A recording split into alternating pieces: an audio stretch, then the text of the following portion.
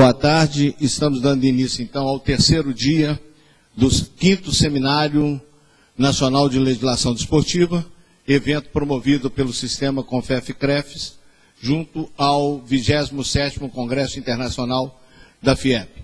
Na data de hoje, nós teremos a apresentação do conselheiro federal Márcio Tadashi, que é o presidente da Comissão de Sistematização da Fiscalização do Conselho Federal de Educação Física, e teremos também, em seguida, apresentações de experiências e relatos de fiscalização sendo feitos pelo CREF 3 Santa Catarina, pelo CREF 13 Bahia e Sergipe e pelo CREF 14 Goiás e Tocantins. Foi um formato elaborado pelo coordenador do evento, conselheiro federal Alberto Puga, exatamente para que possa se ter um conhecimento mais amplo das atividades de equação e regulação do exercício profissional, também conhecido, ou mais conhecido, pelo nome de atividades de fiscalização. Então, ao mesmo tempo, nós teremos as normas e a sistematização a nível nacional, pela apresentação, volta a repetir, do conselheiro federal Márcio Tadashi, e, em seguida, pelos 3 conselhos já nominados anteriormente. As perguntas ou os esclarecimentos serão dados após as 4 apresentações, exatamente para poder ficar mais fácil essa interlocução entre a mesa composta e os membros da plateia, e voltamos a solicitar, dando boas-vindas aos internautas, voltamos a solicitar a todos que encaminhem as suas perguntas através do endereço já estabelecido, no acesso que vocês já estão fazendo.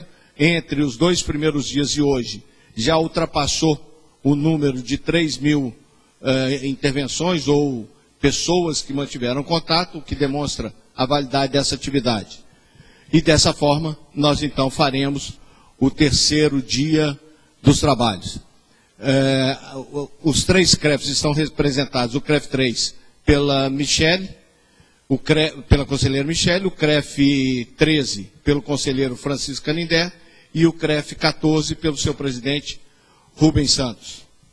Vamos passar então a palavra ao conselheiro federal Márcio Tadashi, que fará a sua apresentação, e para poder ficar um processo mais célere e mais harmonioso nessa atividade. Ele coordenará também a apresentação dos 3 CREFs nas suas manifestações, até porque a Comissão de Sistematização da Fiscalização do CONFEF tem exatamente essa maneira e tem essa competência estabelecida.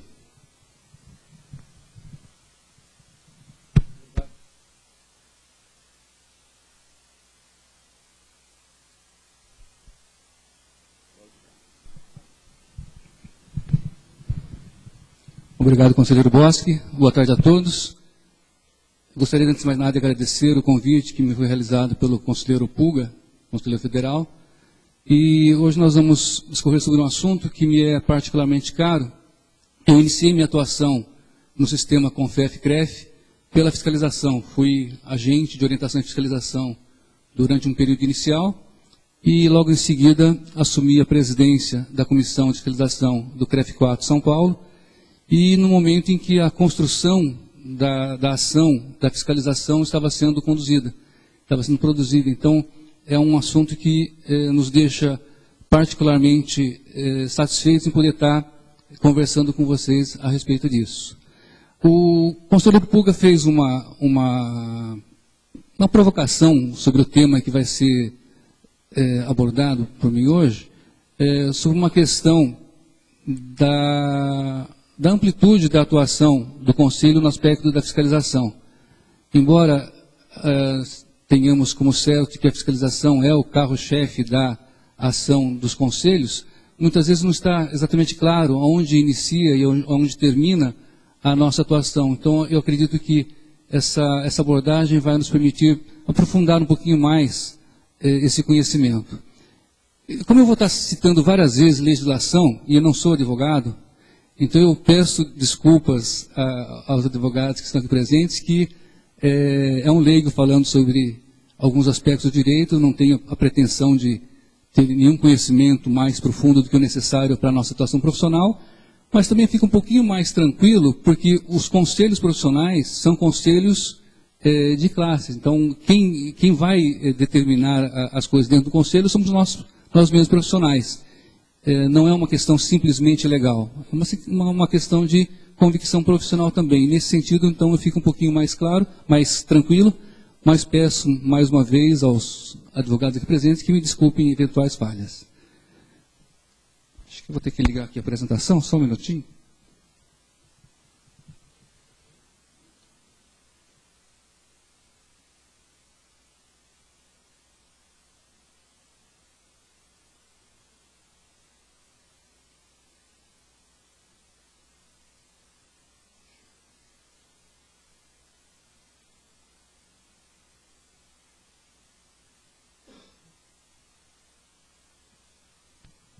Então, o tema que nos foi proposto foi esse: fiscalização. Fiscalização do exercício profissional, ação de governo ou ação de Estado. E se existe uma legislação desportiva concorrente. Então, para localizarmos iniciarmos essa discussão, então minha função dentro do sistema hoje é de presidente da Comissão de Orientação e Fiscalização do CONFEF e sou segundo vice-presidente no CREF São Paulo. Para a gente iniciar o nosso posicionamento, eu vou repetir algo que é do conhecimento de todos, com certeza, mas só para a gente organizar as nossas ideias. Então, quando a gente fala da regulamentação do exercício profissional, nós que somos membros do sistema CONFEF-CREF, da parte diretiva, nós sempre somos confrontados com essa colocação, né, da Constituição, da questão da liberdade do exercício profissional. Então, sempre nos é cobrada a colocação de que o exercício profissional é livre. Só que é esquecida a segunda parte desse artigo, que é atendidas as qualificações profissionais que a lei estabelecer. Então, esse é nas nossas discussões acadêmicas, principalmente, sempre é deixado de lado essa terminação dessa frase. Então, a nossa lei 9696, não precisamos aqui repeti-la, ela é bastante clara no que se refere às atribuições do profissional de educação física. Está bastante claro. E duas palavras, particularmente, dentro desses artigos, elas são particularmente importantes. A questão da prerrogativa, né, que é um verbo que indica condição única de alguém, né, e a questão da competência, né, que é a questão de competir a alguém. A alguém compete executar determinadas ações. Então, essas ações estão relacionadas todas em relação às áreas de atividade física e esportiva. Então, com relação a quem pode fazer o quê, na nossa área, acredito que seja bastante claro. Desde que a profissão esteja regulamentada, o não cumprimento dessa regulamentação se transforma em um não cumprimento de uma exigência legal. Então se torna um ilícito legal, uma infração penal. E a gente tem dentro do sistema CONFEF-CREF, dentro do sistema de regulamentação das profissões de modo geral, duas situações. A primeira é com relação ao exercício ilegal da profissão, que é tratado no artigo 47 da Lei das Contravenções Penais, e que estabelece que exercer profissão ou atividade econômica ou anunciar que exerce. Esse ou anunciar que exerce também é um pontinho que a gente às vezes deixa de lado. O simples fato de dizer que é um profissional e não estando habilitado para isso, já se constitui em uma infração. E por se tratar de uma contravenção, né, a penalidade dela está colocada dentro do grau de infração relativamente baixo, né, que prevê uma pena de prisão simples de 15 dias a 3 meses de multa, mas nunca tive conhecimento da aplicação dessa penalidade. Geralmente ela é substituída por penas alternativas, né, geralmente pagamento de cesta básica, algum serviço comunitário. Eu já tive notícia de pessoas que tiveram que, desde pintar sarjeta até cumprir trabalho voluntário em alguma instituição pública. Agora, uma outra situação que também existe dentro da questão da regulamentação das profissões, é o artigo 205 do Código Penal, que ele prevê que exercer atividade de que está impedido por decisão administrativa se constitui um crime. E o não atendimento a essa decisão prevê uma pena de detenção de 45 dias a 2 anos ou multa. Então a gente já percebe daí a diferença de gradação de penalidade. Significa o quê? Se por alguma razão houve um processo contra um profissional e esse profissional foi suspenso, e ele descumprir essa suspensão, aí ele está cometendo um crime e não mais uma contravenção. Então é bastante grave, e no sentido da penalidade, mais grave o descumprimento a essa decisão administrativa do que o próprio exercício legal da profissão. E tentando deixar mais clara a questão da competência e da função dos órgãos de regulamentação profissional, alguns pareceres de alguns juristas que nós elencamos, que nos dão uma visão um pouco mais aprofundada dessa questão.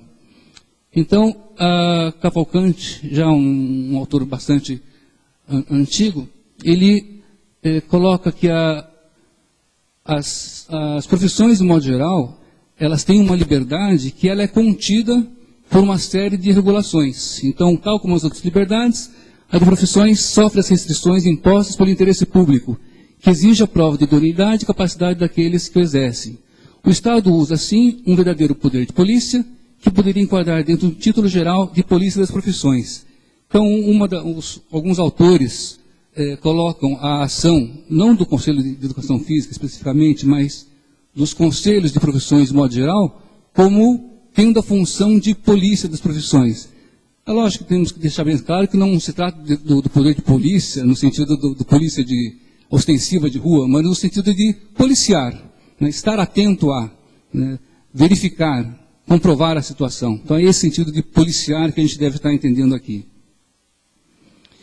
E a primeira questão que o conselheiro Pulga nos coloca é se a fiscalização é uma ação de Estado ou uma ação de governo. Para isso, então, a gente vai tentar, né, bem brevemente, distinguir essas duas situações. Ações de Estado, né, a gente tem um autor, Hoffling, em 2001, colocou como o Estado sendo composto de instituições permanentes, órgãos legislativos, tribunais, exército e outras instituições, que têm a ação de implementar uma determinada ação, o objetivo de implementar determinada ação de governo. E o governo é um conjunto de programas e projetos que parte da sociedade, a parte da sociedade que assumiu o governo naquele momento, coloca como prioritárias para a sua execução. Então, esses dois aspectos, o governo e o Estado, resumidamente, a gente poderia distingui-las dessa forma. E, de maneira mais direta, a ação de Estado seriam aquelas ações que necessariamente são determinadas pela legislação.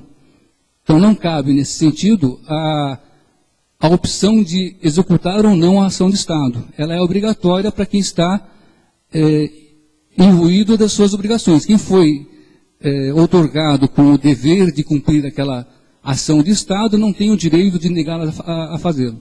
Então, é importante que a gente tenha essa consciência. Já as ações do governo, elas são ações que, embora sejam limitadas, regradas pela legislação, elas se compõem de prioridades que foram identificadas por aquele grupo que assumiu o governo e que vai implementá-las de acordo com a sua orientação. Então, muitas dessas ações, elas podem ou não ser implementadas dependendo de quais foram as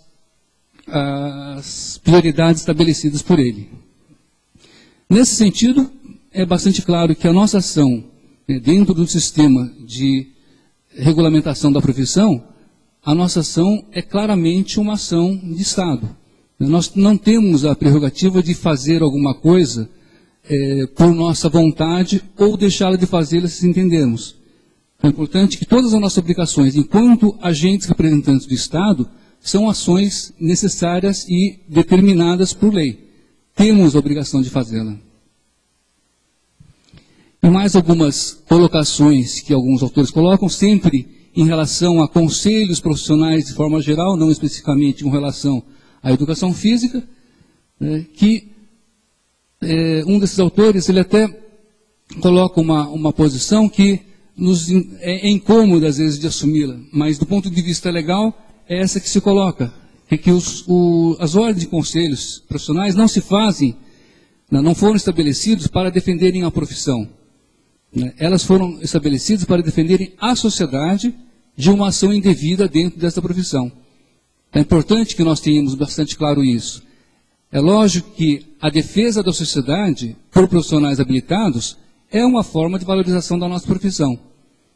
Mas é importante a gente saber que a nossa função principal não é a defesa da nossa classe profissional, e sim da sociedade que tem direito de ser atendido por um profissional habilitado e competente para isso.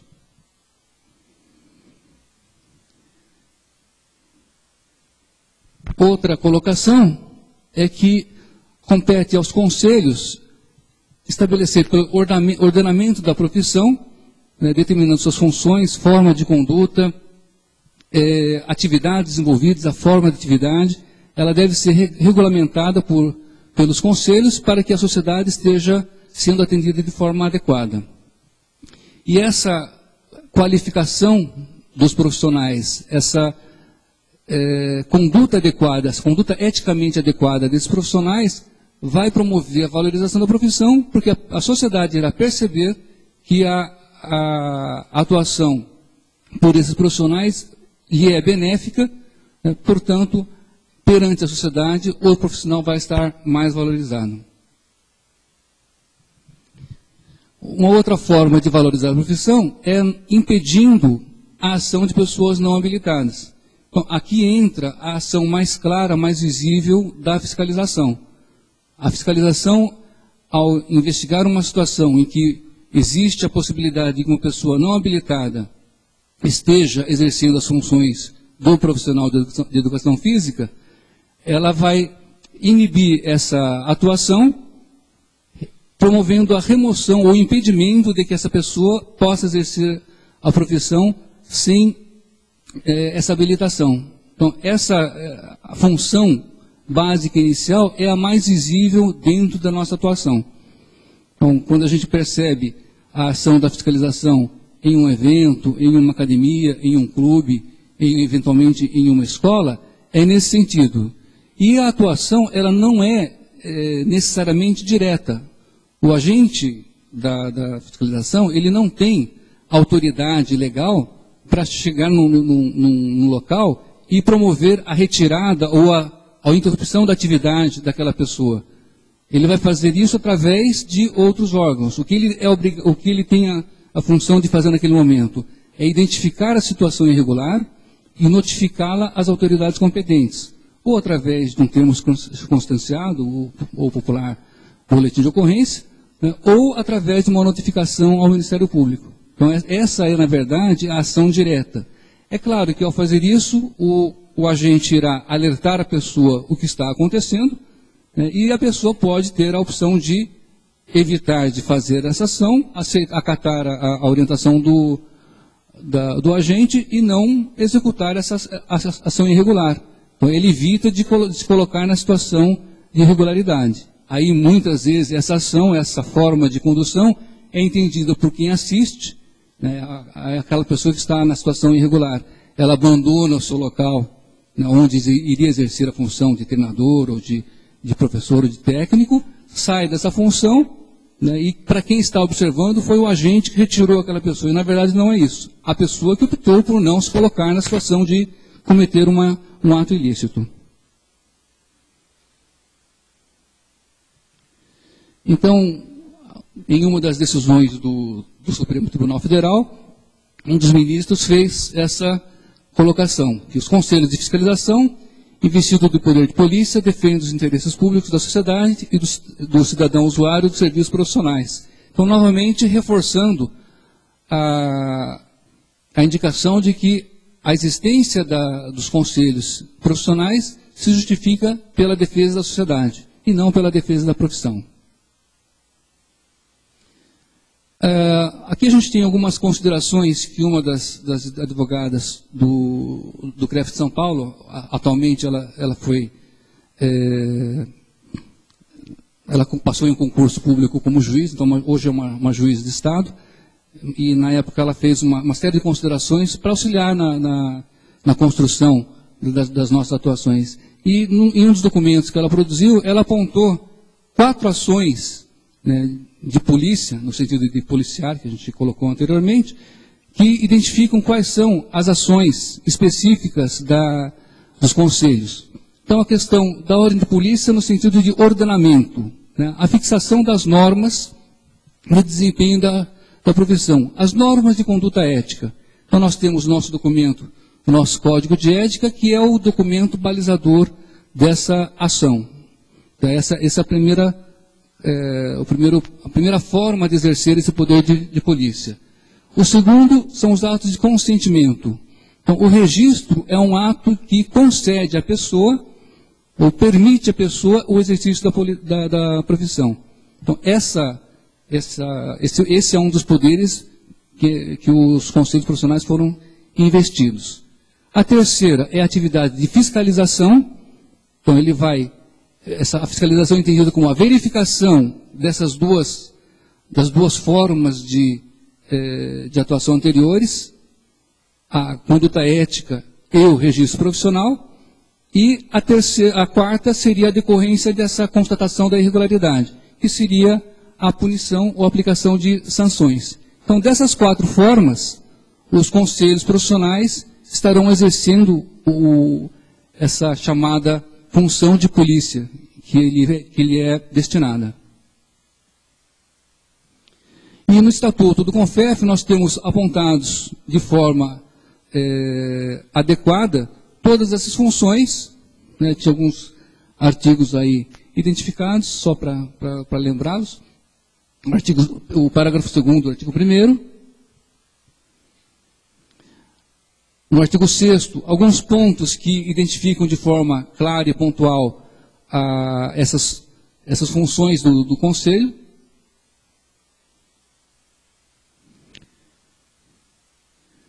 E a segunda questão que é colocada dentro dessa breve apresentação é a questão da existência ou não de uma legislação concorrente.